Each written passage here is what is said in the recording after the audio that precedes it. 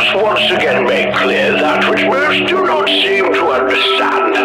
This podcast is marked as explicit, not because it offers a mature look into the world of topics not meant for the young or immature, but because it mucks about in very appalling, gormless, and tasteless filth whilst reveling in it. Cinema Psyops aims to drag you down into the very same muck, filled with sexual deviancy and decayed morality. Cinema Psyops. They heap weekly praise on such filth while discussing the most base and animalistic urges, reviewing the lowest common denominator of low-grade trash ever considered film.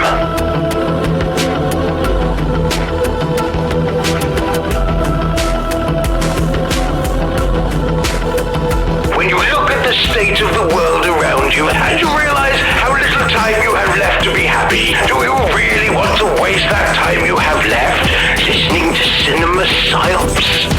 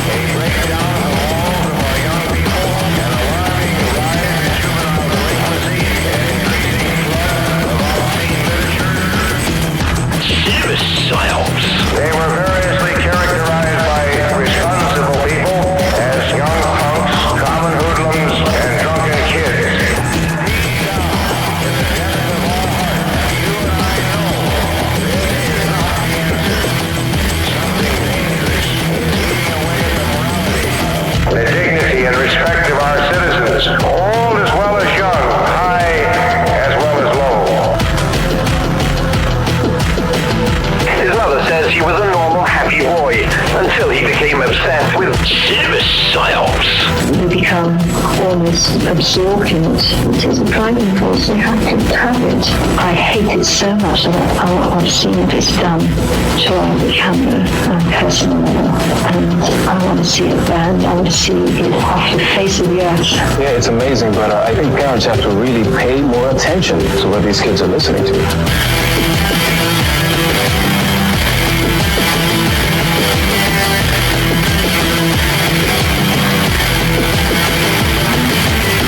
Cancer in children? What's that about? How dare you? How dare you create a world in which there is such a... It's not right. It's utterly evil. Why should I respect a capricious, lean-minded, stupid God who creates a world which is so full of injustice and pain? Because the God who created this universe, if he was created by God, is quite clearly a maniac. Utter maniac. Totally selfish.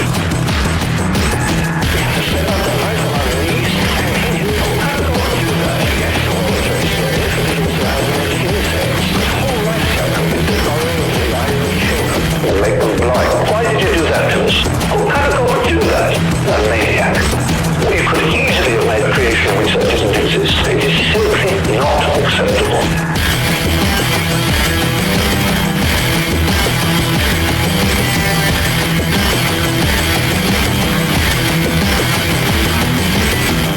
Cinema Psyops.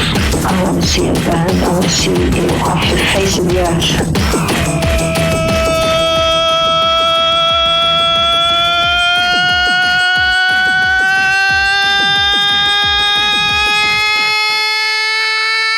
And welcome to the 376th consecutive week of Cinema Psyops. I'm your host, Court, the guy that's on legal-derived hemp high. And joining me all the way across the city of Omaha is my unhigh co-host, Matt. I'm telling you, hearing you coughing earlier while the intro was going, I was surprised the hello made it that long. Good job. Good job. I'm proud of you. Well, the hemp-derived legal high that I've got going on in my body is keeping me from really wanting to do anything mean and cruel, like talk about Castle of Creeping Flesh, but unfortunately, that's our movie this week. Yeah, no. And you say unfortunately like you didn't choose this shit. This is you act like a greater power chose it, just put it on the hard drive, and it's like, sorry, motherfuckers. Well, I bought it, and we covered it. That is the most of my planning on this. Yeah, well, okay, but I'm just saying, you say unfortunately, but you did this to us. Unfortunately, I did this to us. Unfortunately, I killed you with this gun. Unfortunately, I did this to us. How about that? Yeah, there you go. All right, that sounds fine. My main gripe with this film, and I just want to prepare everybody because there's possible triggers because we just talked about this for you last week. There's a lot of sexual assault in this, and there's some flat out and out fucking rape. Yeah. And it's pretty much the main hinge of the story. This film is like, what if the Virgin Spring but gothic horror movie Frankenstein monster shit? Yeah, right? It's like, Jesus. Yeah, so, I mean, there's... Last House on the Left was heavily influenced by Ingmar Bergman's The Virgin Springs. And it's basically the plotline of The Virgin Spring is very similar to what ends up happening in this film, but it actually is like they happen upon the girl and then stay in her home like over the night, you know, and use like the hospitality with then the Earl or whoever it is ends up finding out who these men are and then, you know, has them brutally murdered for what they did. And that's, you know, but there's no vengeance for what happened to his daughter. In Castle of the Creeping Flesh, they do it like this total gothic Frankenstein monster recreation, like mysticism and supernatural stuff that they try to mix in with that, but it's basically the same plot line. When you don't know that and you just go into this like hour and 23-minute film, and this is the extended version. It's like the complete version for the first time on like American shores, because we're used to having it like an hour and 17 minutes over here. So we have a much shorter ending and it's a much shorter film. That would be like 77 minutes. And I think there's probably some things you could take out of this. Yeah. And still get it down to that runtime, but not miss any of the story. The reason that I know that is that's what I did with the fucking clips this week, so I didn't have to work so hard. Nice. So yeah, it's an odd film. It's directed by the guy who did Mark of the Devil, which is actually it's a witchcraft trial or the Inquisition style kind of movie based around that, only it's a horror film about it. And it's one of the earliest like really sleazeball kind of like exploitative type of attempts at making a horror film. It was so much so that it was marketed with its own vomit bag that they would hand out to you in the theaters, right? Yeah. So these are the folks that are doing that. And also, by the way, apparently the original story was derived from Jess Franco, who basically said, what if Virgin Spring only gothic horror tale? is essentially what I'm thinking is how he pitched this story, because that's definitely what it feels like. So it's a rough movie this week. There's going to be a lot of sexual assault talk in this, which I'm going to try and not really dwell on too much of the stuff, but it's there. And for those of you that may be a trigger for, we want to warn you that's going to be in the discussion about the film because it's there. So it's fucking, it shows up almost right the fuck away. So yeah, pretty much. And now the title of The Castle of Creeping Flesh, I'm not sure what that's supposed to represent because there is a castle, and I think the only creeping flesh might be like the reference to Goosebumps, like the Castle of Goosebumps is what they kind of wanted to call it, but creeping flesh sounds creepier. Yeah, I get that. I can because Goosebumps sounds like a kid's show, right? Well, it is a kid's show, and exactly. I can honestly attest that while watching this film, I had goosebumps, but it had nothing to do with the content. It was just really fucking cold with the AC on. Yeah, man, it's cold lately because then you don't want to turn it off because the daytime's getting hot, but because we're in the fall, the nighttime when the sun's gone is cold. Oh god, fuck. Yeah, everything's just terrible. Yeah, well, I was freezing and I threw on a hoodie, and that got rid of my creeping flesh, and all I was left with was a castle. I mean, that's what I'm wearing right now. I'm in sweats and a hoodie in the bunker. It's cold down here. Same. Only I got like sweatpants that are like cargo sweatpants. I got sweatpants that are camouflaged, so you can't see the lower part of my body. You don't even know where it is. You're half the man you used to be, my friend.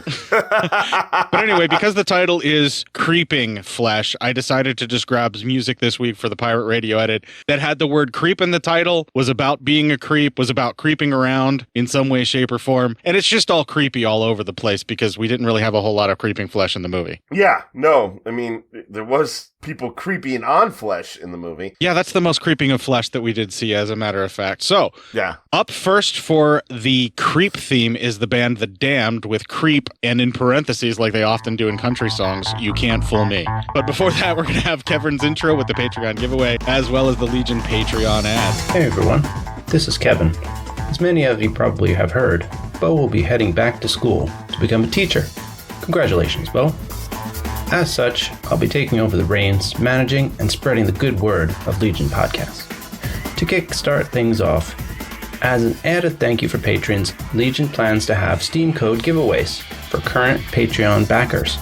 A random person will be picked from the Patreon, and the winners can choose from the available Steam codes. Thank you so much for supporting Legion Podcast.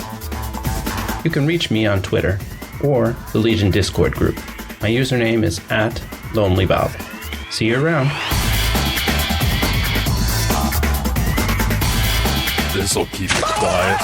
Oh, hi there. I didn't see you. You caught me cutting a new show. I'm Bo Ransdell, and I'm one of the many creators you can find on Legion Podcasts. I said quiet! My fellow podcasters and I work hard to bring you the best in horror podcasting, but that comes at a cost. Wouldst thou like to live deliciously? Not that, but also yes. No, what I'm getting at is that there are server costs, costs for good microphones and software for editing, all the things that make our shows, fun to listen to. And you can help. If you're enjoying the shows on legionpodcasts.com or in the Legion Network available on iTunes and Stitcher, just about anywhere you can download a podcast really, you can help us out and get a little something for your trouble at patreon.com/Legion Podcasts.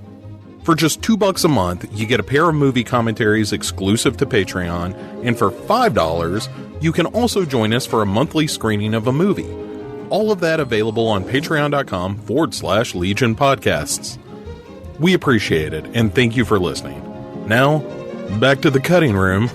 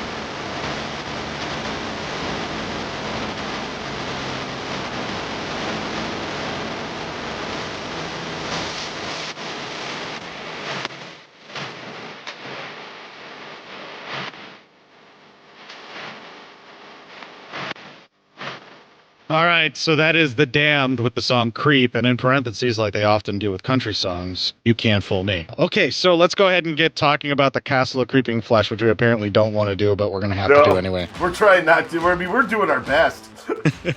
The first 20 minutes, the movie opens on a swinging party as the title scrolls across the screen, like a video edit, just plunk, Castle of Creeping Flesh. It's the 1960s, my man. Yeah, this was actually released in 1968, so just keep that in mind when we're about to talk about the content that we saw. Yeah. All right, so it seems like a lot of these folks are really boozing it up as they are dancing about around a table, and then some jackass just hops up onto the table to dance periodically back and forth. I'm already starting to get irritated, so people talk, and that's our first clip. During this hunting season, there's one party after another. Cigarettes, if you please, ladies. Thanks. I hope you like the party. It's really lovely. I hope you didn't come here with your fiancé. No, of course not. Your sister's here, I'm sure. That could be. And the young man is her fiancé. Yes. They seem to be enjoying themselves. How about the two of us going out for a ride? You ride very well, I've heard. I started at 5. I own a small house not far away. Really? Would you like to ride there? Yes, I'd love to come along. I'm sure you'll like it. A little adventure. A little adventure at my house, Vera. Good.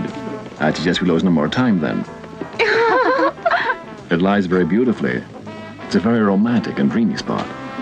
Oh. It's ideal for an adventure. How far away is it? About half an hour's ride away. Are you sure we'll be alone?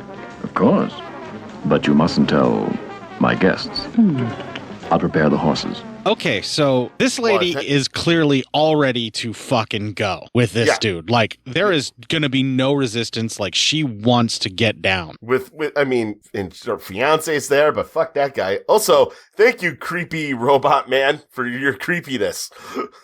But also sounding like a robot. That guy sounds like a robot, but a creep robot. Yeah, he is. All these people are obviously dubbed. I mean, it's obvious that obviously dubbed. Yeah, it's a dub. And I'm just saying though, the guy sounds right. The person that's dubbing that voice is what I'm actually commenting on, and I don't disagree with you that he sounds very robotic. But I have heard his voice. Like, I just recognize that voice from other dubs that I've heard, and it's almost always that same way, where he just gets the dialogue out matter of factly, and it's like clearly just a fucking paycheck. Other people in this movie at least attempt to do some acting with some of the dialogue in this, but I don't even know if they were like looking at the screen or if they were just taking the screen direction that was on the script, if there was something there and they just kind of went for it, because the dubbing is real uneven in this film, and should probably watch it in the original language if you want to make it feel a little classier. And I think with the subtitles, maybe that would engage you a little bit more than what the English language dialogue did for me. But then you wouldn't be able to do clips, so you were never going to let us just read the subtitles. Fuck no, I'm not going to do that to us, because you lose attention whenever you're trying to read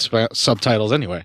Listen, I just went ahead and was going to try to read instructions for the Skype update, and I just said, fuck it, and just clicked OK. I may have just signed over my kid. I don't know. All right, so back to the story. During the clip, we find out that the couple that had been going all PDA all over each other, which let's just basically describe what happens there. Throughout the party sequence, we keep seeing this couple that are on the floor where they're either like cuddling up to each other and they're all snuggly and like kissing and doing like a whole lot of like loose touching in front of all of this crowd, like total PDA, to the point where most people at a party would be like, okay, go to a room and fuck you two and get it over with. Yeah, holy cow, what kind of a party did they get invited to? Right, and then they start chasing each other around a coffee table in front of all of these other people on hands and knees in a very like sexy chase scene. Yeah, and while somebody dances on the table. Right, and that same jackass is hopping back up on the table and dancing. And that would be me at a party. While everyone else is doing like weird shit, I just dance it on a table because I don't know what else to do.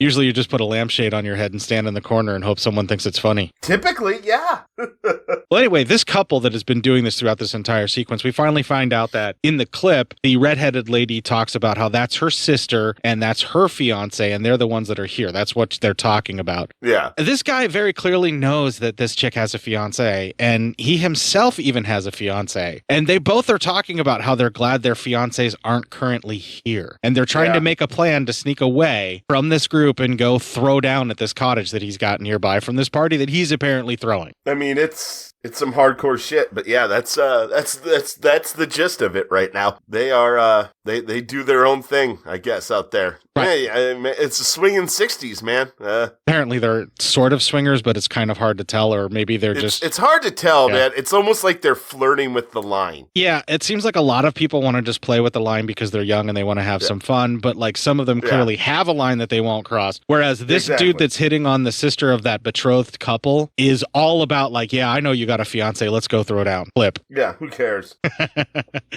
So the host takes off to prepare the horses for this like ride out into the country, and they're going to sneak away.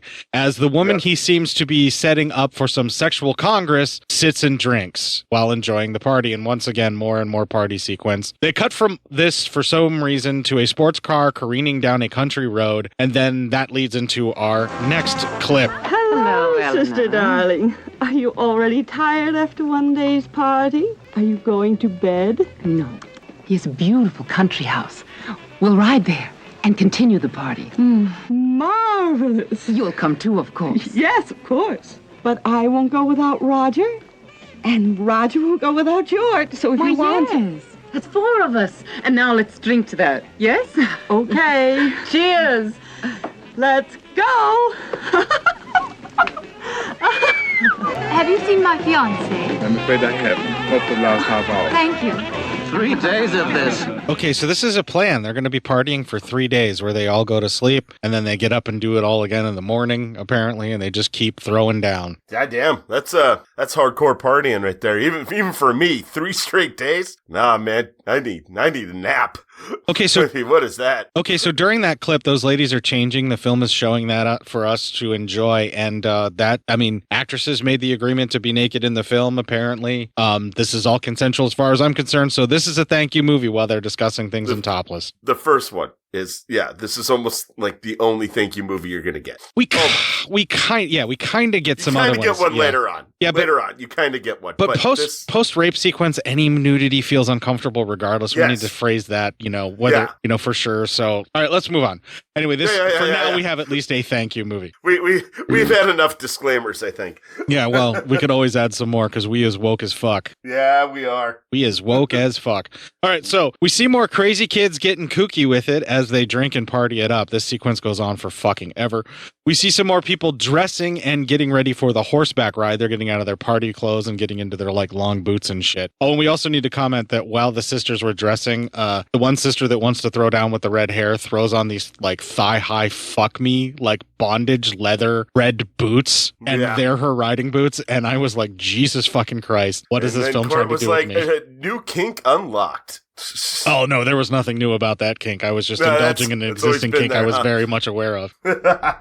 We cut from this to the group on horseback. They are moseying around as the fiancé lady and the party host yuck it up while galloping away about towards a private manor. It's important to note that he specifically tells her, no, he told them where everything is, or they know exactly where it is. They can get going. It's not going to be a big deal. And then he basically didn't do that at all, according to what we hear later on. And he's riding off with the fiance basically in a set up manner where he planned this the entire time. Yeah. They cut from that to the two of them having wine in an empty house and looking at each other like they are about to throw down. This is where she is flirting up with the line and just wanting to play about. They're out in the dining hall or something like that where they're just right out in the open doing this. The host tells her that he finds that she is full of life. She says he is making a mistake as he circles her saying her name. She plays a little bit of a game teasing him and she runs off telling him he looks like Lucifer right now. So he starts to undress her as she says no repeatedly. And it's at this point I'm just going to notate already this is not cool movie. She says no. Not cool movie. She says no each time he does a button. Doesn't try to restrain him from stopping him, but still clearly says no. This is definitely assault at this point. Yeah,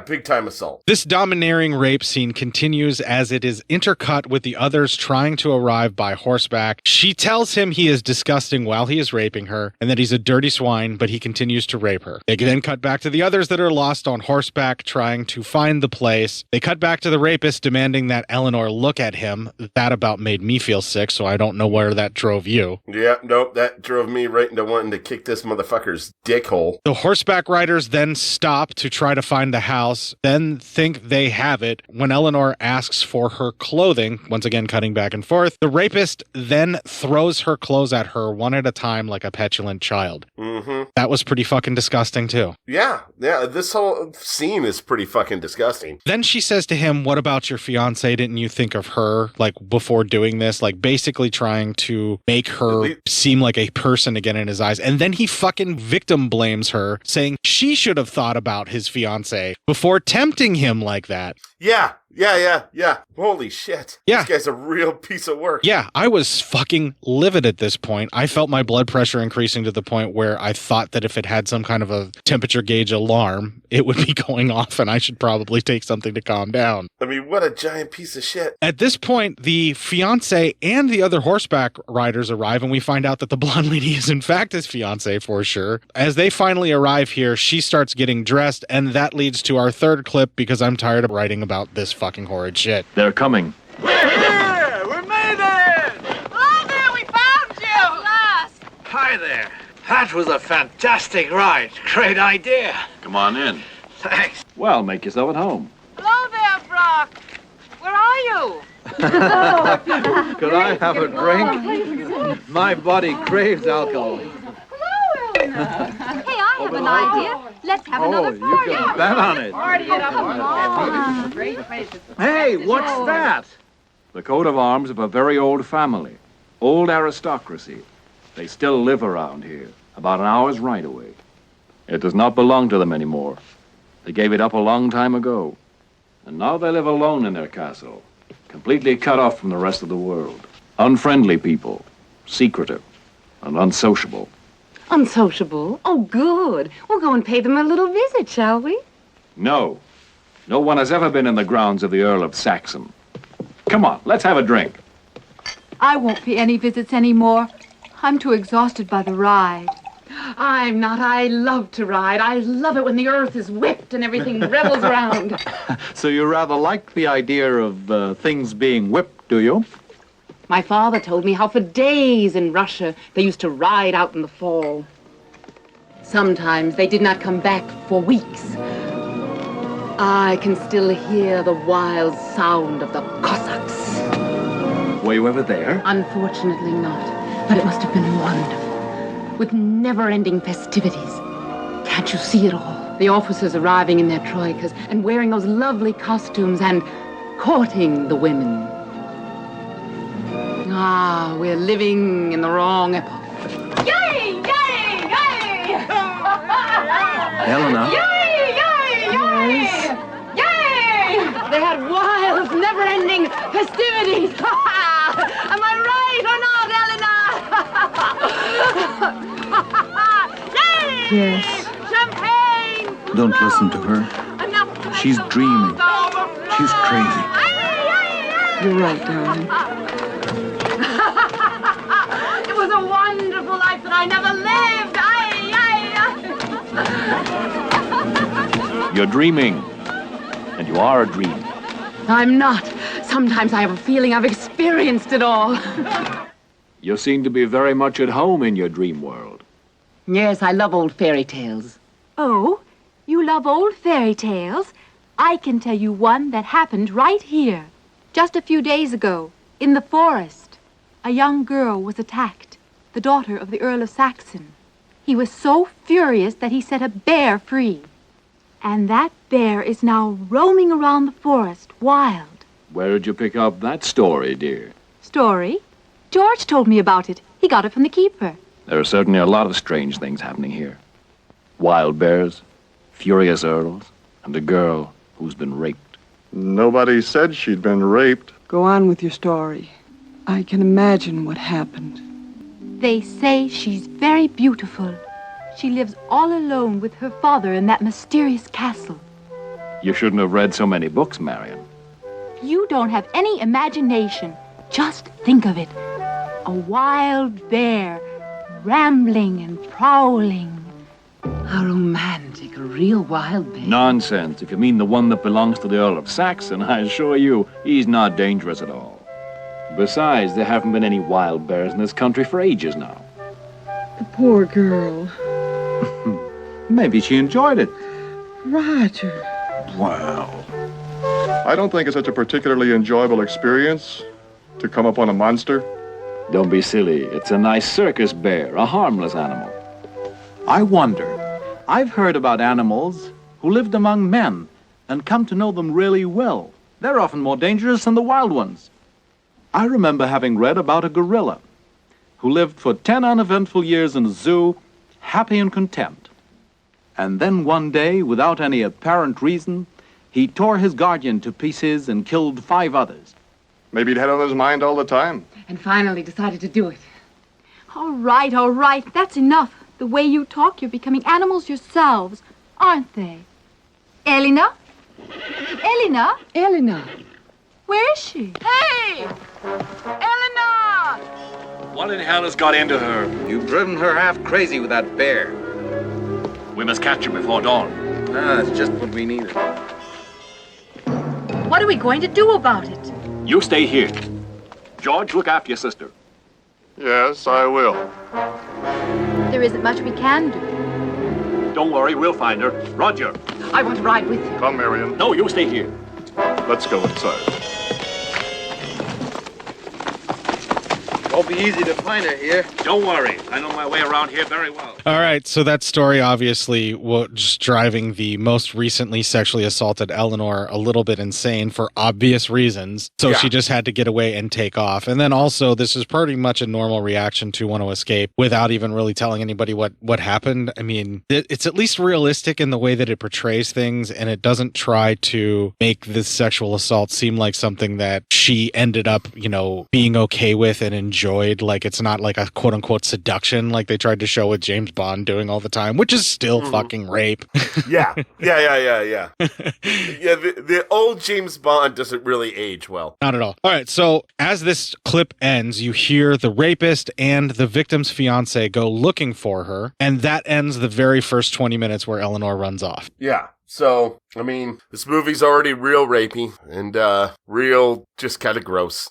Yeah, the little bit of party-going happiness that you were kind of enjoying at the beginning of the film was basically a way of lulling you into a false sense of security. Yeah. Then they have the friends riding together and having a good old time, and then this guy just fucking rapes her. Yeah, I thought I was just about to get a swinging 60s party vibe, and then maybe there's a killer on the loose in this castle, and people start getting offed. You know, I'm all for a good murder and a good serial killer, but then it went to a whole horrible area, and now I just feel bad. Somehow that's a clip. Yeah, right. Oh. Yeah. But yeah, it's not good.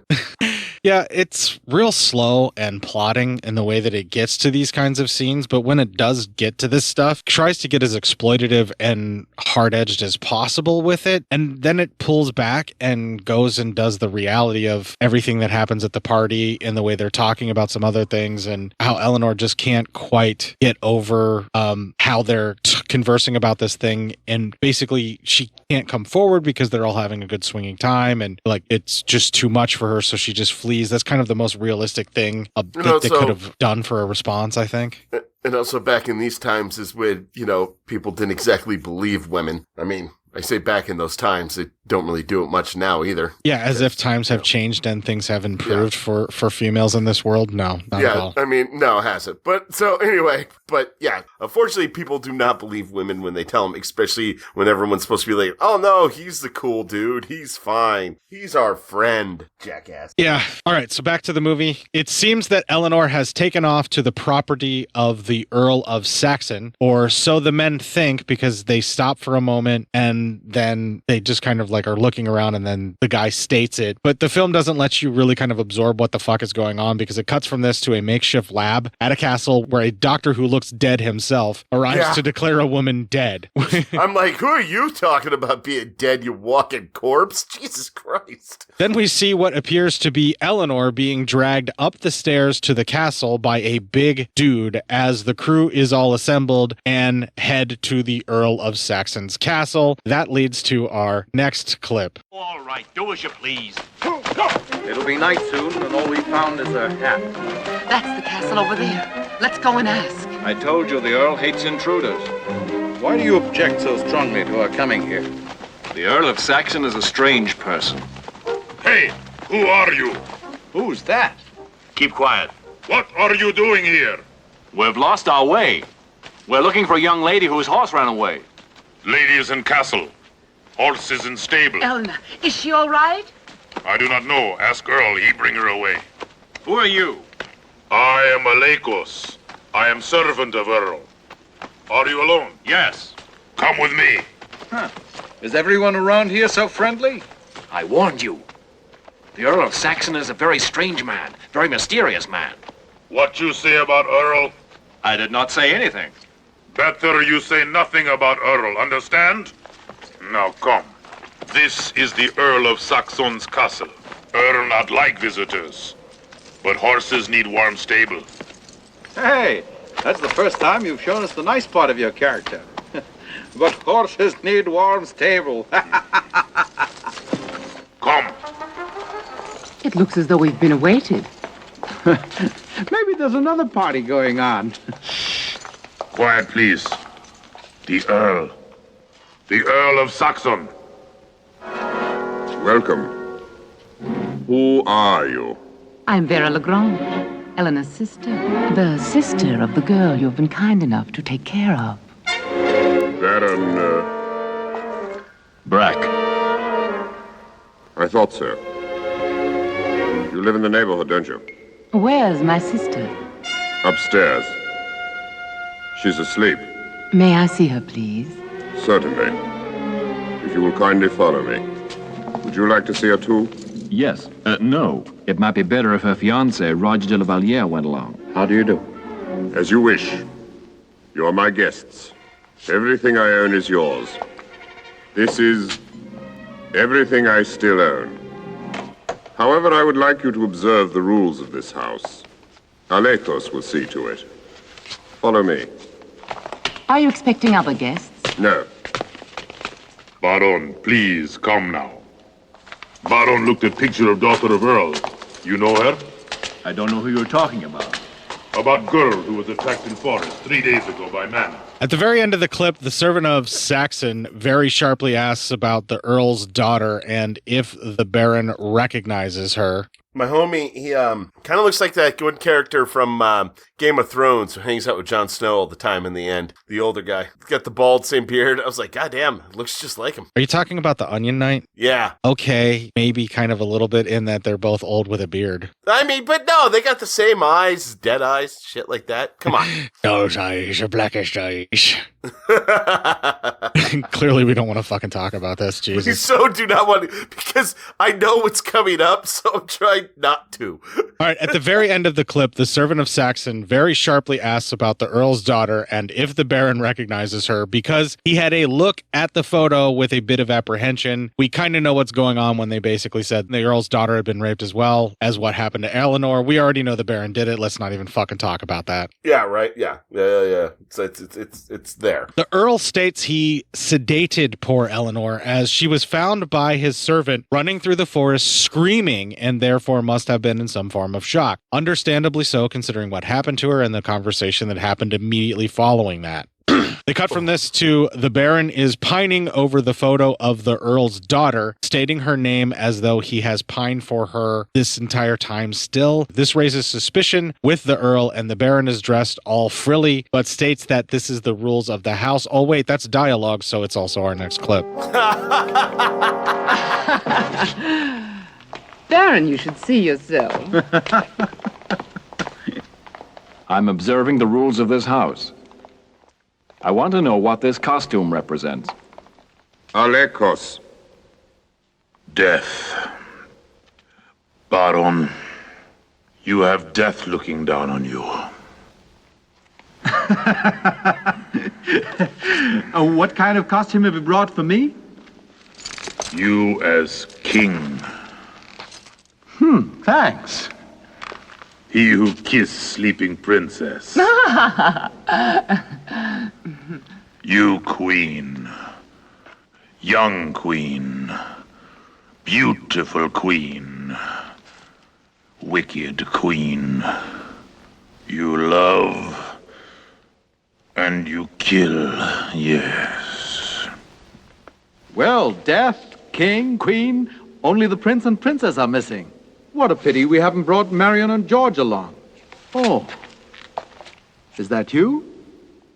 No, it's one of my ancestors. He was at the origin of a curse that's been in our family ever since. He was also a doctor. One day during the 30 Years' War, as he was attending the wounded after a battle that took place not far away from here, a group of marauders attacked the castle. His daughter managed to escape and hid on the castle grounds. But his mistress, who didn't like the young girl, betrayed her. Not only that, she even encouraged the men to give way to their low instincts. And contentedly she looked on while they raped the young innocent girl. My ancestor, warned by one of the servants, pursued the men and killed them. And for that, he was beheaded? No, not for that. When he returned to the castle, his daughter was dead. He tried out everything he knew to bring her back to life again, but everything failed. So he killed his mistress, and with her blood tried to pump new life into his daughter's dead body. And for that he was beheaded. Stop, please. Oh, what an uncanny story. And this is my daughter, my only child. She was attacked too. She died an hour ago. No. Oh, there you are. We thought something had happened to you. We lost our way. What happened? Marion hit her head on a low tree branch and fell from the horse. It's very dark tonight. It was lucky we found the castle. Katerina. No. That's Marion, my fiancée. And George von Castle, her brother. Alekos will take her to her room, where she can rest. We'll have dinner as soon as you're ready. Thank you. Thank you. What's that for? The rules of the house.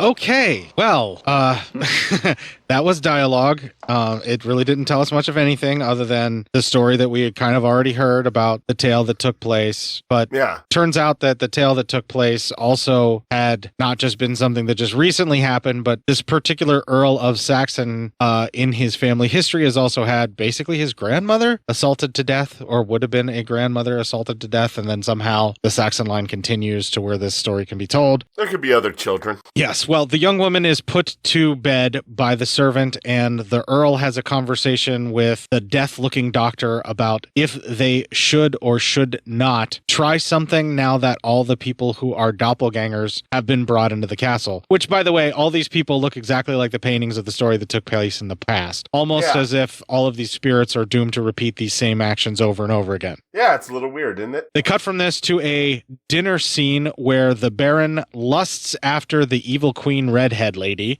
She flirts back at him, which again, why did he have to trick the sister in there? Other than maybe because he actually does just only want to assault. He doesn't want a willing partner. Yeah, he doesn't want anything else than to assault, and that's gross. She flirts back at him as well in the most obvious way possible. This does not go unnoticed by the manservant nor the Earl. However, the brother of the Baron's fiancé seems kind of clueless about this and just munches away and does nothing, as the obvious resemblances of the Earl's ancestors are commented on, and then a long speech about life, love, and death that really was fucking boring, which almost became a clip, but I'm not even going to do that to you guys, our audience.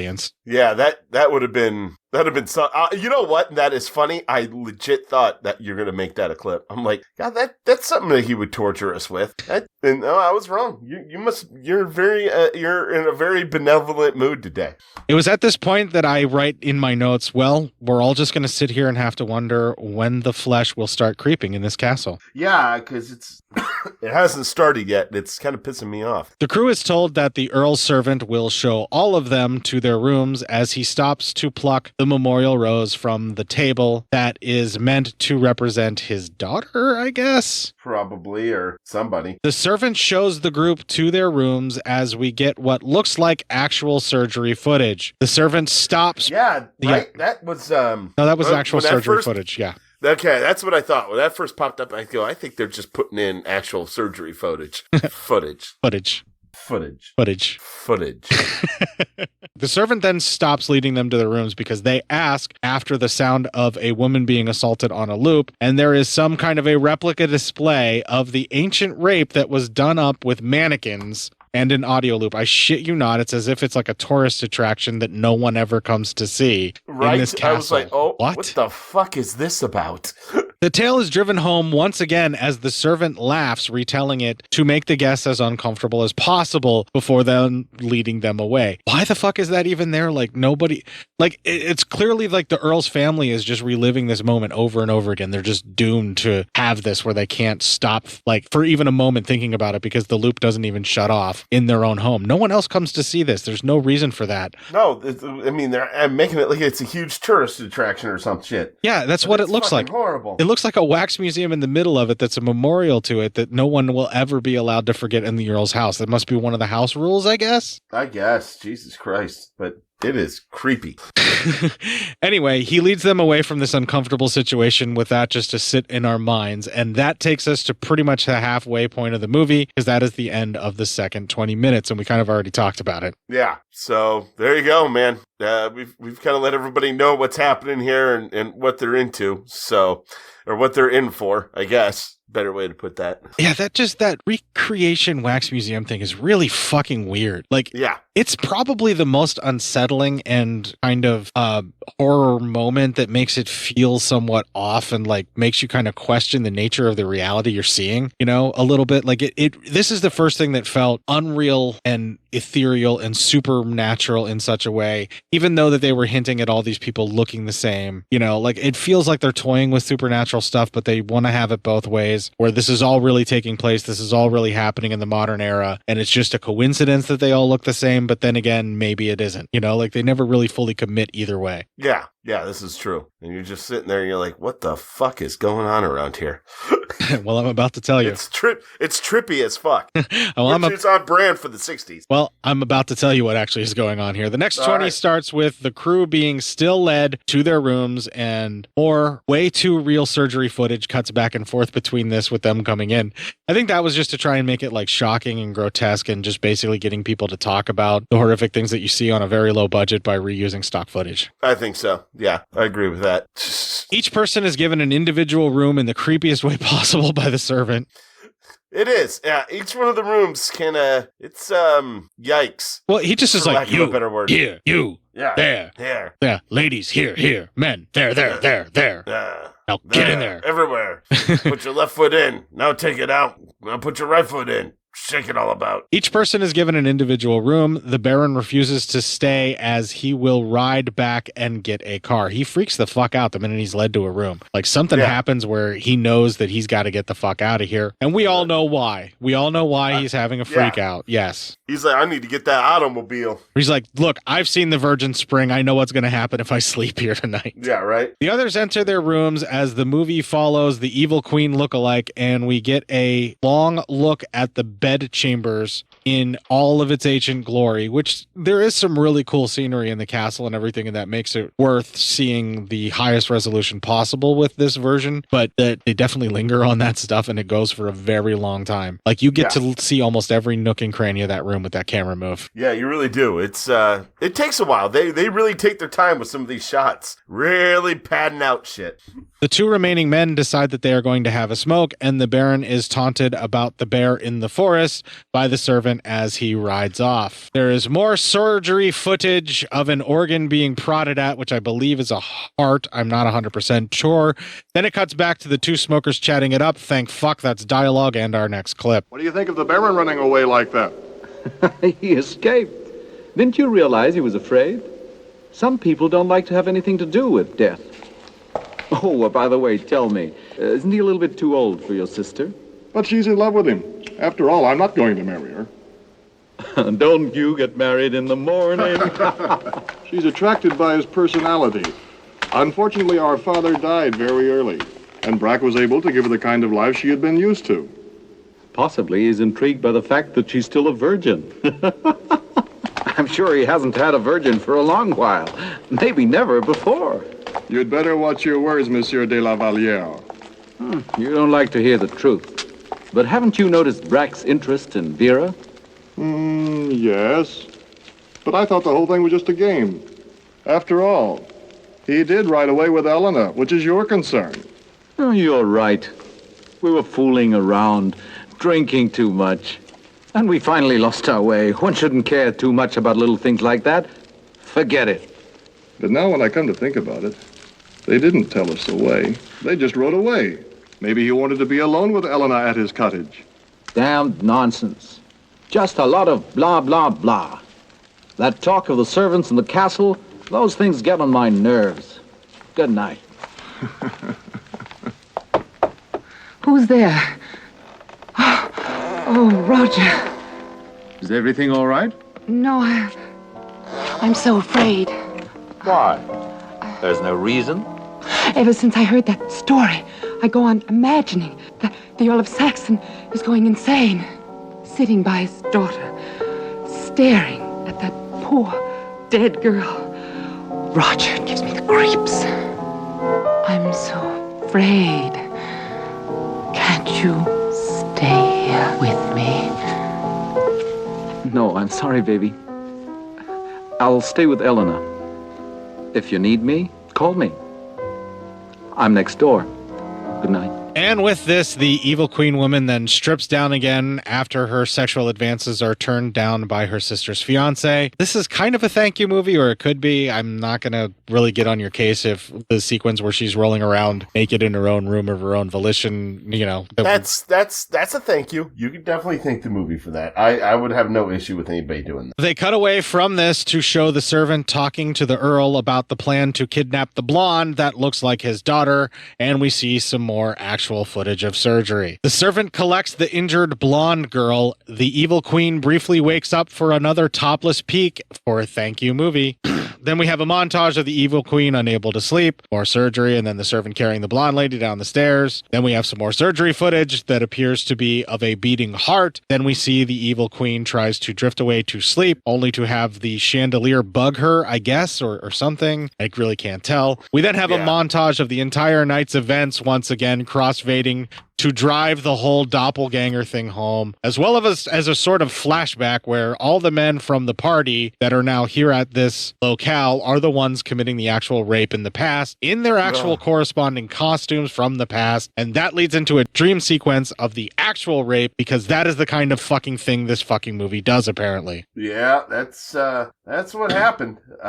Jesus Christ. If that's not enough to make you feel uncomfortable and weird, there is audibly over top of this someone reading a poem which I think may be about rape or revenge because of a sexual assault or something along those lines. It's kind of hard to tell because you're distracted equally by both things happening on screen to not be able to pay attention to either fucking one. Yeah. Oh, Jesus Christ. You're like, what the fuck's going on around here? We actually see this rape from the vantage point of the actual viewpoint of the evil queen as she's grabbing her breasts while it's happening. She's getting off on this cruelty that is being done here. And this is supposed to be a vision of the past, but our evil queen in the future is the one that's dreaming of this. So it's from her viewpoint. And she seems to apparently be getting off on this as well in her dream, watching all of this going on. This sequence goes on for way too fucking long. It really does. It adds nothing new. Worst. It adds nothing new to the story other than this sick bullshit of just showing another rape that's a prolonged gang rape like this. And then the woman getting off on it. That's the only reason that they included it in. Either that or maybe just to pad out the runtime. But whatever decision, we didn't need any of this because we already knew that it happened. We didn't need to fucking see it. We've talked about this like 5 times already, and now they're going to show us. 6 conversations about this assault, and now you force us to have to watch it. Via the lens of a dream sequence where a woman is getting off on like a past version of herself, maybe. I mean, like, you don't really answer that either. It's just frustrating and fucking confusing, and it's just really fucking needless, and it takes too goddamn long. Yes, it's just bad. And it's just designed to make you feel uncomfortable. You hope that's what they're trying to do. They're not trying to be salacious, but or prurient interest of it, and for it to be a rape for something for you to get off on, or a kind of idea. Yes, that's a total fuck off movie. Really fuck off. The only thing that this sequence actually does right for me is the portrayal of the dissociation that the victim has, staring off in the rafters and the beams, and like being out of her body and no longer reacting, and just then staring at the evil queen lady looking down at her and like realizing what it is that's happening to her because of her, but like still being completely dissociative. But other than that, it runs on for, like I said, way too goddamn long. I wrote that in my notes several times, apparently. Way too fucking long. Like, I'm sitting there, I'm like, is this over yet? Because Jesus Christ. This almost seems like this whole scene's half the fucking movie. Yeah, it feels like fucking forever. The men who did the attack go dancing off after they are done, and the evil queen laughs at their brutality. The flashback goes all the way to show the aftermath of the rape in a fever dream, where the Earl gets his spiteful hate, where he kills the woman whom he knows caused this, and then immediately starts fucking about with some of his alchemy, doing that whole blood transfer thing that he was accused of, that we already knew took place, that we already know he got beheaded for, after the death as well. They cut from this to the modern day evil queen lady rolling around in the fever dream, looking like she's getting off on all of this. And that is the third quarter of the film, and we are at the end of the first hour. Yeah. Jesus Christ. Finally. Like I said, man, that whole entire scene was like half the movie. It certainly felt like it. I don't think it was that long, but it was definitely, it felt like it. It makes you feel like it, though. Yeah, I mean, it feels like they're trying to play up that this is either their spirits all reliving this over and over again in just different eras and not realizing it, or these people are all reincarnated as part of the curse to go back and do this all again for whatever reason, regardless of what era that they live in. You know, it doesn't really fucking say. You don't really fucking know if the curse is lifted or what the fuck is going on with it. It just really is kind of frustrating, but they hint at this sort of stuff. And then the things that they focus in on showing are the cruelty and the depravity. Given that this is the same director who so joyously created and like reveled in making Mark of the Devil, I'm really not that surprised that this film is that fucking mean-spirited with that kind of stuff. I really, truly not. It doesn't shock me. Yeah, I mean, the way the movie started, of course, it's going to be cruel and brutal to the viewer. Yeah, well, we can move on to the final 20 or the Let's do it. 23-ish minutes. It's basically the final moments of the film. All right, the final moments of the film start with the flashback of the Earl fucking about with the bodies of his dead daughter and the dead mistress. Again, we already know that this was a blood transfusion thing. He attempted to bring his daughter back from the dead. It's a bunch of alchemy shit that's mixed in with it, and then mixed in with some open heart fucking surgery footage for no real fucking reason other than it's gross, I guess. Yeah, because we just want to see open heart surgeries, and also open heart surgeries that aren't really going anywhere. It's like the same like thing, you know. It's like they're just caressing the heart. Yeah, it's mixed in. The open heart surgery stuff is in modern day that they're trying to like replicate, and then they also do show the Earl in the modern day doing this surgery in the like late 60s or whatever. And I think they're trying to connect the two ages to say that this is either a repeating thing or that this is like them reliving it, or maybe this is a way to break the curse because he's finally got an opportunity to save his daughter by murdering someone else, which still should curse them. I don't fucking know. Yeah, I don't know how any of this is supposed to go, but Jesus Christ, it's just the fucking worst. It ends up being that the only real interest that is coming from this is the grows out factor of seeing actual fucking surgery footage. And then they're trying to sell you with exploitative elements of the rape scene, perhaps, just to keep this snooze fest afloat, because otherwise it's just fucking boring. Like, it really is, yeah. It doesn't really offer a whole lot that really keeps your interest other than the proilent moments that could be that's happening from the sexual assault, if that's the sort of thing that you're into, or if you just want to look at the surgery or what have you, because the Gothic storytelling, they've already told us this tale so many times, and they're just finding ways to retell it, and hopefully in a different way. And it's like, Jesus, man, you really need to make this fucking 83 minutes? Maybe the 77-minute version is better for me. Yeah, they didn't need to make it that long, but they certainly felt the need to do it, apparently. The prolonged shots of the surgery really stop the film mostly dead in its tracks and do nothing at all to move the plot at all. At some point, they realize this, and then we finally see the servant beheading someone. But is this the servant, or is that the servant reliving it because he's the person that beheads the dude for trying to do this evil surgery thing to bring his daughter back from the dead? They don't bother to explain that. That's just what we see. Yeah, that's just how it goes. We're not even sure what's taking place in the modern age anymore and what is part of the flashback, or if this is all part of the fever dream of an evil queen in the dead, or in the evil queen that's like laying in bed dreaming of all of this. And she's really the only one providing us any kind of nudity we can be okay with anyway. So her writhing around on the bed, I'm kind of still like trying to enjoy because I'm trying to find something to enjoy in the movie. Yeah, right. She then hops up in the bed screaming and is naked. So that may not be a thank you movie for those of you that don't enjoy a woman screaming while topless. Oh, come on. This scream wakes up her sister's fiance, and she then immediately asks him to hop into bed with her, which this time he does because she's already naked and raring to go. And he's like, yeah, my fiance's asleep. Why not, I guess. Also clip. I guess they're just, I guess he figured, what the hell? They cut to more open heart surgery footage as the Earl is apparently finding some way to bring his daughter back from all of this. Like, it looks like they're replacing a valve with a mechanical one on the heart or something. I don't know. What is the fucking point of all of this? I have no idea. I was hoping you were going to tell me because I am at a loss. The next bits are at least a consensual sex scene between the modern day evil queen and her sister's fiance. They're writhing around in the bed, kissing each other's abdomens, and then they're cutting from scenes of this to the statues that are in the room, and then they cut back to the blonde's brother looking for her in her room, back to more sex with the modern day evil queen and her sister's fiance as the brother of the missing girl barges in shouting his sister is gone. But these two do not miss a single stroke. They just keep on fucking, and they keep it going on and on. The guy exits the room and closes the door, shaking his head as if he's like, well, they're not going to help me. Nope, they're not paying attention to me at all. We cut from this to a dude in a bear costume, and a very bad one at that, mauling the Baron, who tried to crawl away from him up the rocks. The bear then turns on the horse that the Baron was riding and mauls that instead. I shit you not, they fucking went there with a full bad bear costume. Yeah, they really did. I am flabbergasted about that one. But that's all the more that they fucking use it. You will never see this bear again, because they cut from that to all the enjoyable stuff of the bear mauling the rapist to more fucking surgery as the incision is finally being closed up. And the operation may have been a success because the heart was beating when they're done after they shocked it with paddles a billion times. Anyway, they cut from this to George goes looking for his sister by exploring an underground tunnel and is pursued by the servant of the Earl, who shouts, "Le Baron here!" And George just stumbles around aimlessly before the servant tells him that what he is looking for is straight on, but he is a prisoner in a labyrinth or some bullshit like that. Who fucking knows? Don't even pay attention to that, because now we get some more post-surgery stitching stuff. Cut from that to the sisters and the fiance getting dressed in normal clothing as they state George is looking for his sister.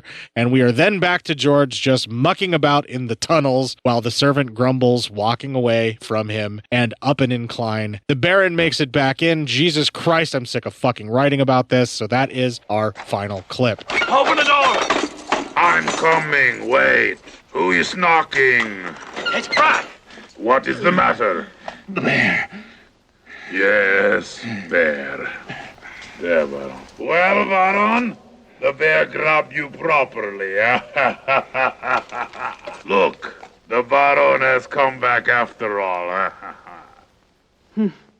Why are you staring at me like this? What's the matter? It's a dream. It's a bad dream. This is a very bad dream. Death is mute, and life is what it doth cherish. Oh, my rose, my sweet child, my dear sister. Marion. Death is afterlife. Yes. And death is yet so near. Do not take life away from me. Why do you back away from me, beloved? It's life that comes to you, not death. Marion, stop that! Marion! Marion! You are not Marion. You are my love. No. Oh, my God. Fear not. Katerina. Katerina. You did it. You raped and killed her. There's Rosemary. That's for remembrance. Do you like them? Pray you, love, remember.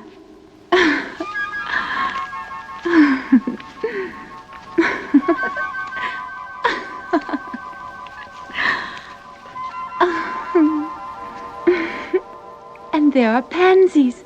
They're for thoughts.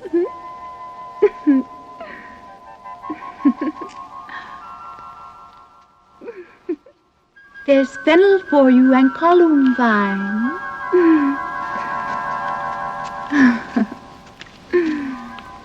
There are ruse for you. And here's some for me. We may call it herb of grace of Sunday. Oh, you must wear your rue with a difference. Oh, there's a daisy. I would give you some violets, but they withered all when I died. Katerina! No. And of all Christian souls, I pray God be with you. As we listen to the full movie. That was only a 3-minute clip. You were out during the 5-minute clip when you really should have been bitching about that. Yeah, right. No shit. That's felt a lot longer than 3 minutes, though, didn't it? The Earl attempts to stab the Baron, and his newly resurrected daughter gets in the way, so he gets her instead, but stays focused just long enough to stab into the Baron. This horrifies the manservant for some reason. The remaining partygoers stare in disbelief as the Earl picks up the newly recorpsed body of his daughter. That's a new word I'd like to phrase here, recorpsed. Yeah, right. And walks off. We get another gothy soliloquy, which I'm not fucking writing down and I'm not fucking doing a clip of, as the Earl climbs a tower staircase to take his recorpsed daughter to the highest rooftop, and he either jumps off or just tosses her body off. I wasn't really paying attention as I noted this, and it doesn't fucking matter. Not really sure which. We then see the corpse Dr. Dude ride off with a skull painted on his face, I guess symbolizing that he's like actually death. This was all supernatural. This was a repeat thing. This is something they have to do over and over again. The gate closes. While the gate closes, we should be rolling fucking credits, but we just hold on the gate. Then it goes to a black screen. It's just music that goes on and on and on until the film finally fucking ends.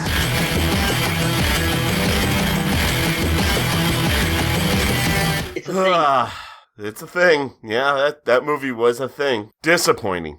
Disappointing. Here I thought I was getting set for a swinging 60s psychedelic killer in a mansion, and I get just raping for a whole movie, and yuck. Yeah, so like I said, I knew absolutely nothing about the film, and for 1968, the risque moments and the stuff that they're trying to do with the actual surgery footage and just everything that tried to happen in this movie, the weird hodgepodge of what it is just kind of rather unsatisfying, just downer of a fucking movie to watch. Some of the gothic scenery is beautiful. The houses that they film in are actually pretty incredible, and like that kind of stuff, there is some enjoyment you could kind of gain out of that, but it's overlong. It outstays its welcome at even 83 fucking minutes, and it just keeps fucking going on and on about the same thing over and over again and tells you from a bunch of different angles. Not sure what that attempt was, other than to pad out an already way too padded out fucking film that's already really fucking short. Yeah, right. It's just, Jesus Christ, man. I mean, this should have been an hour-long movie. Maybe an hour 17. Like, maybe that original cut was right. I don't even know if it's an original cut. It's just how it was edited down. So, like, the hour 17 minutes, 77 minutes seems like maybe even then it would still be a little long. Yeah. I mean, like, we don't need to see the weird mannequin thing to ratchet up and tell us a story once again. We could just go to the dream sequence from there if you're going to have to fucking show it to us for real anyway. You know, it feels like this wanted to be like one of those Roger Corman Poe adaptation kind of films and what it was doing. And it just kind of really misses the mark and just goes way too deep into the mean-spirited nature of the rapes that are taking place just because it wants to revel in that. And it's misguided. Like, it just doesn't know what it wants to do other than just show you cruelty in some way, shape, or form. Just for the sake of it is what it feels like. And it bores you at the same time while it's doing that. Like, I've never been so disinterested in surgery footage, like, that usually would disturb me. But, like, I just don't even fucking care because I'm already numb by the time they start showing that. Yeah. It's just fucking ridiculous. Yeah, it's a huge fucking swing and a miss. This is a total fucking strikeout at anything that it's trying to do. And it's a rather disappointing film.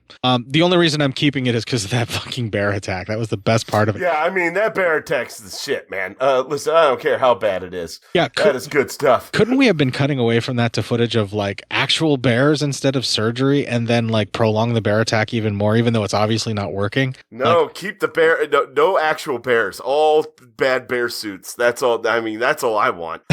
Yeah, that would definitely make it way more enjoyable. But, like, I don't, like, why even fucking rent a bear suit for that short of a fucking scene? Yeah, right? Just insane. So many choices that are made in this movie that are, like, confounding, confusing, and somewhat upsetting at the same time. Yeah. Just confounding around here. I do like the bear costume sequence where he's getting attacked by the bear, because at least you see some comeuppance, and that does feel a little bit more supernatural. But, like, shouldn't we have seen the bear stalking him the entire way back? Yeah, right? But, stalking him, I'd see how he even gets away. Something, yeah. Instead, it's just going to show us more and more surgery footage to pad out the film. Yep, but hey, that happens. All right, let's stop talking about it. Let's do a quick news story and then fucking call it a day. What do you say? Word up. All right, we're going to take a break here. We're going to play the Necromantics with Creeping It Real, which I think some of the dialogue actually fits with some of the shit that Baron was pulling. So here we go.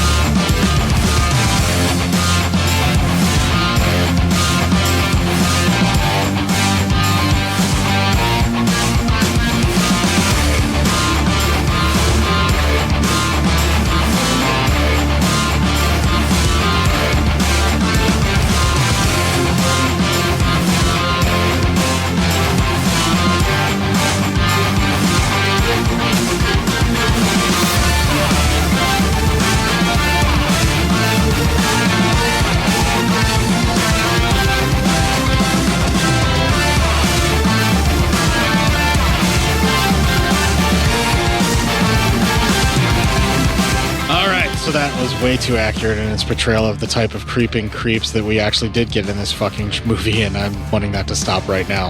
Yeah, right? Jesus Christ. Make us all feel a little bit better and give us some PSYOP news.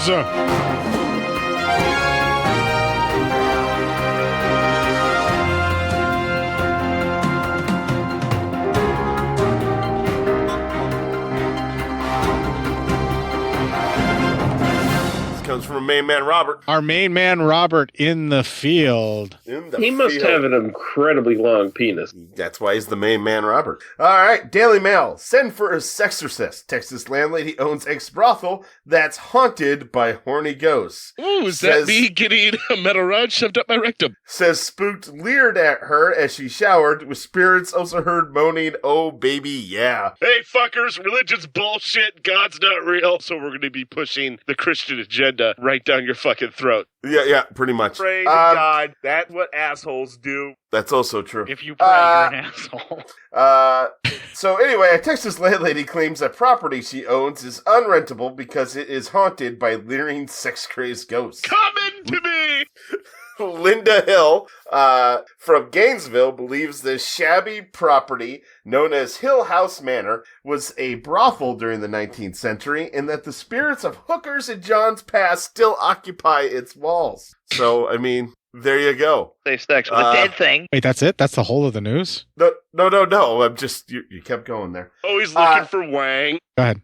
Hill was initially skeptical, but says she changed her mind while in the shower one day when a male voice leered, "Looking good." I make money from my sex work. She assumed it was her husband until he walked in the bathroom moments later. He said, "Who are you talking to?" Hill told WFAA, and it was like, oh my God, it really is haunted, she said. OMG, a jizz drinking game. It was that incident which made Hill believe accounts from previous tenants who claimed to have heard voices groan, oh baby, yeah. And yeah, I like that. Circle jerk. I don't know why, but the old baby one's probably going to make for a good clip because it was so monotone. It's going to cost you some serious cock. Enterprising Hill has now decorated the house with a creepy porcelain doll. It is marketed as a real-life haunted house for visitors to pay to attend just in time for Halloween. I make money from my sex work. And that's it. So I have the most confused direction right now. In 2011, Hill published a book, Hill House Manor, the guest book, outlining the investigations and story told by previous tenants. Hill first purchased the property and several other homes in Gainesville, Texas neighborhood in order to rent them out. Everyone will be coming on my face. She believes the home built in the 1840s is on the site of a former brothel, leading to randy nature of the ghosts. The first reported hauntings came after 10 tenants moved in and out of the property in less than 2 years. Afraid of vaginas? So, since then, Hill has... Goddamn, I'm telling you, I'm really... God love you, Robert, but the Daily Mail is the fucking worst fucking site. Since then, Hill has continued to document the stories about Hill House Manor, which were all most recently recorded in a 2020 book, Hill House Manor, 13 Ghost Stories. Dude separate from the whispers. So now it's time to plow. An upstairs door will regularly open, even after Hill forcefully closes it shut. One such instance has even caught on camera. Hill also claims to have audio footage of nymphomaniac ghosts getting jiggy, but has yet to share it. There's also a 19-foot deep well under the living room, which has been dubbed by Hill as the murder room. And there's a lot of weighing around. Almost every psychic that walks in here sees a dead man lying on the floor, Hill said. Recent visitors have posted,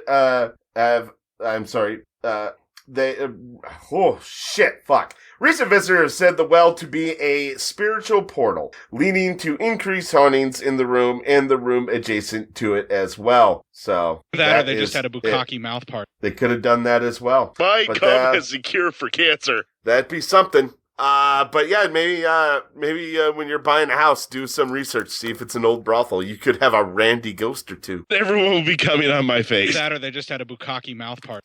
They could have done all of that. Yeah, let's just go ahead and pull the chain on this fucking disappointment of an episode. It's lasted longer than the movie should have. Yeah, right? No shit. Jesus.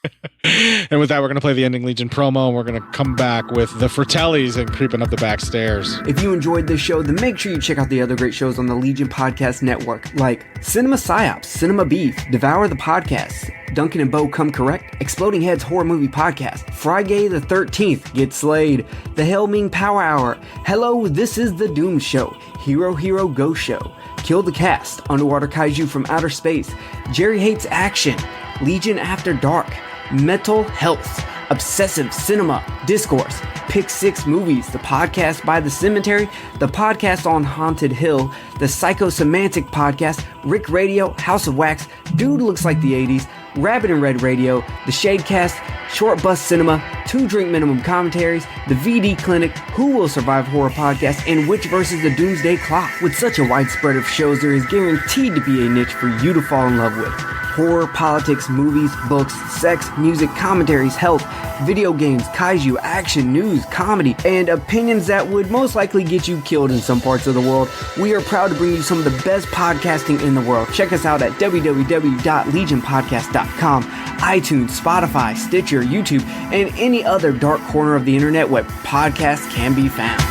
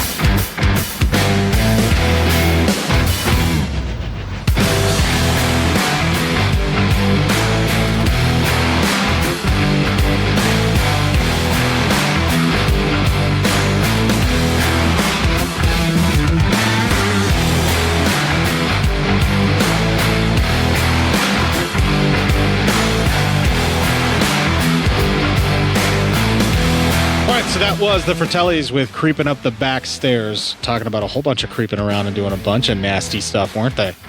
They had to have gotten that bad name from the Goonies, am I right? Oh, I would certainly hope so. They fucking kick ass. Everybody check them out if you haven't heard the Fratellis before. They sound good. Other places that I have definitely played the Fratellis may include a guest spot where Duncan was on the show because they are both from Scotland, the band and Duncan. Oh. Yeah. Yeah. That's available at legionpodcast.com/cinema-psyops-podcast, or as Duncan has pointed out in the last guest spot that I did on his show, you could just tell them to search for Cinema Psyops on the Googles. Yes, all them Googles. I'm also available at the Legion Discord chat, which if you were listening to this episode and you're interested in getting in on the Legion Discord chat, there is a link in the show notes for you to be able to do that, and it's worth your fucking time. Yeah, it's a good time. The more people we get in there talking about movies, the better it's going to be until someone starts giving really, really bad opinions, and then hopefully it'll get moderated in some way, shape, or form, because all comment sections need moderation, people. Yeah, it's like the bottom of barrel had a so bottom of the fucking barrel.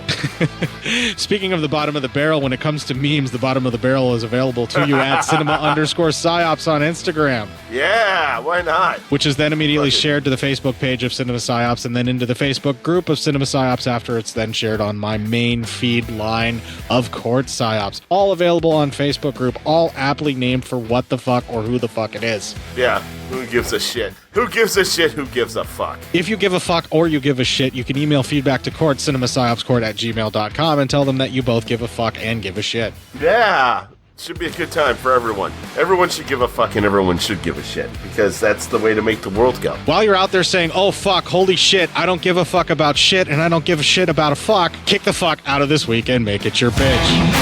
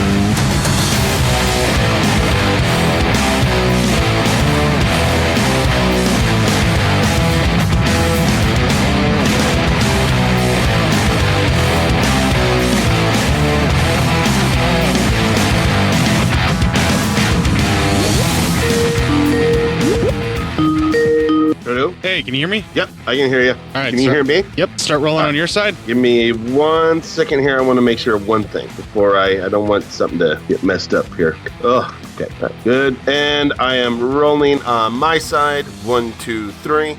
Everything's coming in clear. Snowball, everything looking okay? Looking great. All right, so I'm not sure about, because I told you last week or a couple of weeks ago that I had an issue with my NAS drive, and the next movie I only have in a digital file form, but I already uploaded it, so if it's still in the Google Drive next week's Relentless, I'll just grab it down and watch it via, USB thumb drive or something like that. If it's still available, if I can't get the NAS drive fixed in time. So the movie's Relentless, so if you pulled that down and deleted it off, I may have to have you upload it again. I'll just double check. Just keep a heads up for a text that I might need you to do that. All right, will do. That's if I can't get the NAS to restore, because everything's all fucked up on it right now. Mother dick. Well, the biggest loss was all Bev's files, which is like the worst, because I was like, yeah, if you put it on the cloud drive, it's got redundancy in it and everything, and now the files won't read, so like I look like a complete ass, yeah. And there's some photos and stuff that she put on there, so yeah, I feel like a real dick right now. That's rough. All right, well, I'm ready to roll if you are. I just need to keep hitting this till I feel better. Not a problem. Yeah, keep going, buddy. All right, so it's Castle of Creeping Death, or Creeping Flesh, Creeping Death. That's, Creeping Death is a bad Metallica song. We have a bad movie to talk about here, so. Yes. All right, here we roll. All right, so that is The Damned with the song Creep, and in parentheses, like they often do with country songs, You Can't Fool Me. Can't fool, yeah. They do that with country songs a lot. But they wrap words in parentheses, yes. I'm actually making a reference to a thing that a character says in Sling Blade. Oh, okay. I never saw Sling Blade. It's like hours upon hours of of just horribleness. Billy Bob Thornton working on lawnmowers and they're doing that. I know that. Yeah, it's actually a pretty powerful film, and it actually has like a story that it's trying to tell. But as wonderful as I thought it was when I was much younger, the older I get, the less I want to go back and revisit it, because I'm having memory flashes of it, and I'm like, ooh, maybe that's not as good as I remember. The most I've ever seen of it was when I first got the Scream videotape, and it was one of the trailers into it. And I always sort of throw Scream on, like going to sleep or something like that, and just wanting noise in the background. And yeah, that was always there. I prefer the Earl of Sandwich. He did give us the sandwich. He did give us the sandwich. I don't know if that's true or not. I think that's like a fucking, George told me one of about those like he got it from the keeper. urban That myths. sounds like an old wives' tale. Yeah, old wives' tale. That's the word I was looking for. That's what it Wild. is. Wild bears. Can't wait to talk about the Nobody bears. said she's Oh been yeah, raped. the wild bears. That leads to our next clip. Right, do as you please. They're fucking talking. I don't want to fucking write about it. All right, let me bring my notes back up. Jesus Christ. Duke of Earl. Duke. No, it's an Earl of Saxon. Earl and of Duke. Baron. Yeah, now stop singing. All right. God damn. Jesus.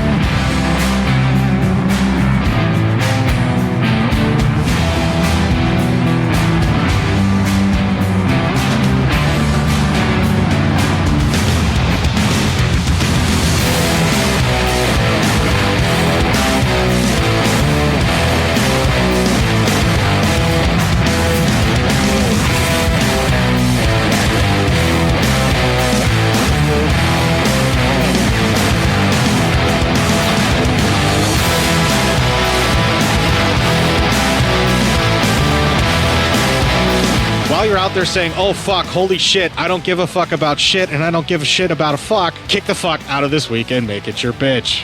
Okay. Well done. Get out of that. All right. I'm glad I didn't stumble over that.